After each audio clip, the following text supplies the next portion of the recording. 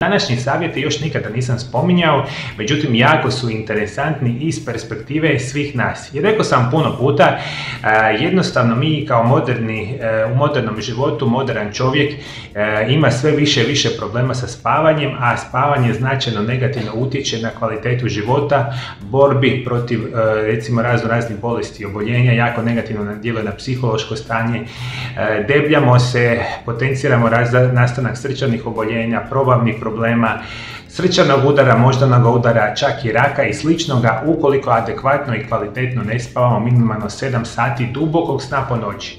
I ono što se zna i što je jako interesantno za reći. Mi u modernom svijetu i modernom životu ne samo da imamo problema sa spavanjem, nego imamo problema sa snom.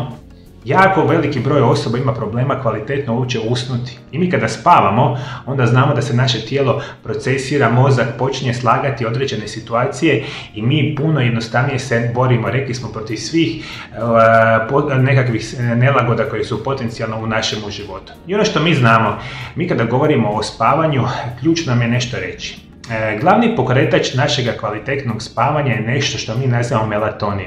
A melatonin je jedan hormon koji se izlučuje iz nečega što mi nazivamo epifiza, to je jedna mala žlijezda u našem mozgu veličine graška i ona se značajno aktivira kada mi idemo spavati. Kada recimo ugasimo svjetla i slično, nama bi se trebao, ako je zdravi, melatonin početi puno više manifestirati u našem krvotoku i mi krećemo uspavljivati se. Međutim, to je nažalost u velikom broju osoba veliki problem. I mi kada govorimo o samom melatoninu, govorimo da on se luči iz epifize, međutim jedan pristojan postotak ide iz debelog crijeva i samoga rektuma.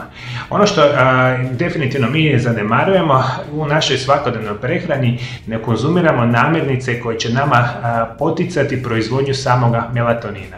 I to je jedna od onih preporuka svih vas koji želite kvalitetno i duboko spavati. Mi kada govorimo o melatoninu, on nastaje zapravo od nečega što mi nazivamo triptofan. A triptofan vam je jedna esencijalna aminokiselina kojeg mi definitivno moramo dobiti iz hrane i namirnice. I kada mi jedemo kvalitetne namirnice bogate triptofanom, mi onda se kasnije od tog triptofana nastaju oni bitni hormoni koji se nazivaju melatonin, serotonin i nešto što se naziva 5-HTP. To je jedan jako ključan hormon za smirivanje, opuštanje i duboki san.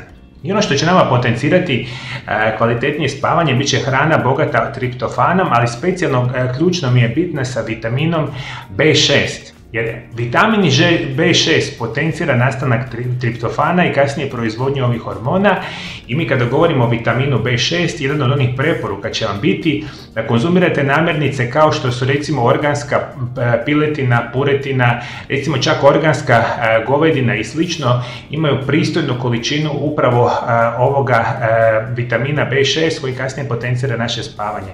Imate mi puno recimo vitamina B6 u određenim vrstama namirnica koje mi definitivno nazivamo slatki krumpiri, špinatu, fermentiranom kiselom povrću, avokadu, bananama i sličnim vrstama namirnica, to će nas značajnije uspavljivati. Dakle, proizvodnja melatonina, vitamin B6 i još sa vitaminom D, puno ćemo prije se uspavati. Dakle, ta situacija nam je pokrivena. Ono što nam je još ključno za reći, mi živimo u vremenima kada jako malo vremena provodimo uopće vani. I to je jedan od onih ključnih razloga zašto mi adekvatno ne spavamo. Jer mi kada razmišljamo o melatoninu, on bi tijekom dana biti na jako niskoj razini. A da je on na jako niskoj razini, mi bi trebali biti izloženi što je više moguće danjem svjetlu. Specijalno suncu ako ikako moguće. I jedna od onih preporuka će moja biti vam danas da minimalno 30 minuta dnevno izađete van, specijalno oko podneva ako ikako mogućete, i još idealnija će biti situacija ako ima sunca. Jer ako minimalno 30 minuta vani provedete na danjem svjetlu, melatonin će se spuštati niže i on tijekom dana mora biti jako nisko. Jer onda će nam se ono puno lakše aktivirati u onom većoj omjeru kada mi idemo spavati. 30 minuta dnevno na danjem svjetlu, može biti još malo više, specijalno na suncu, će vam poboljšati kvalitetu vašega spavanja. Jedan od onih velikih problema zašto mi neadekvatno spavamo, rekli smo, je ta poremećenost proizvodnje melatonina. Jer ono što se zna, dakle, mi smo izloženi većinu dana umjetnim svjetlima. Rekli smo da smo u prostorijama pod svjetlom određenih vrsta lampa, mobitela, tableta, televizora, proizvodi se to plavo svjetlo koje dakle narušava proizvodnju samoga melatonina. I jedna od velikih preporuka će vam biti, računajte mi 90 minuta, sat i pol vremena prije spavanja, dakle pokušajte smanjiti svjetla u prostorijama gdje se vi boravite, dakle lagane lampice uključite i slično, vi u tom vremenskom periodu još čak možete pogledati televiziju ili nešto, to je sat i pol vremena prije spavanja. Smanjimo svjetlo da naš melatonin se počinje polako proizvoditi. I onda 60 minuta, sat vremena prije spavanja, u potpunosti ugasite mi mobitele, televizore, laptope i sve što će vama negativno utjecati na proizvodnju melatonina. Ja znam da veliki broj vas to neće napraviti, otićete recimo u krevet, spavati gledajući mobitel. Što više gledate u njega, to vam se manje proizvodi melatonin i to ćete manje moći se uopće uspavati. Dakle, vodite mi računa apsolutno o tome.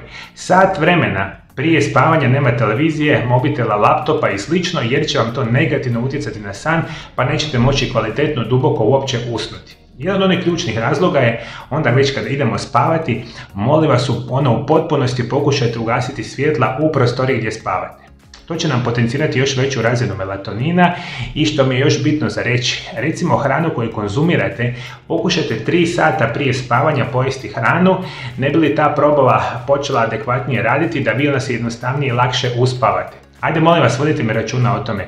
3 sata prije spavanja ćete mi jesti, ugasit ćete mi prostorije i svjetlo u potpunosti ako ikako moguće i zadnja preporuka će vam biti apsolutno, dakle temperatura prostorije u kojoj spavate neka nam bude negdje 17, 18, 19 stupnjeva jer je to idealna temperatura za uspavljivanje i proizvodnju melatonina. I ovo su nekakve prilično dobre preporuke za sve vas ukoliko želite imati kvalitetan san, jer to sva istraživanja pokazuju, a ja drage volje ću vama pomoći iz ove perspektive. A svi moji dragi gledatelji, preko društvenih mreža na mom Centar YouTube kanalu imate nekoliko tisuća video zapisa kojim sam namijenio svima vama iz perspektive poboljšavanja vašeg zdravlja na potpuno prirodan način. Sve što vi trebate ovdje dole ispod video zapisa da se pretplatite na moj kanal, kliknite na ikonu zvona i postati ćete dio jedne velike zajednice. Moji dragi gledatelji i pratitelja iz cijeloga svijeta, a ja ću se potruditi svaki dan vama dati najbitnije pravilne informacije vezane uz vaše zdravlje. Hvala što me pratite do druge teme, lijep i ugodan pozdrav!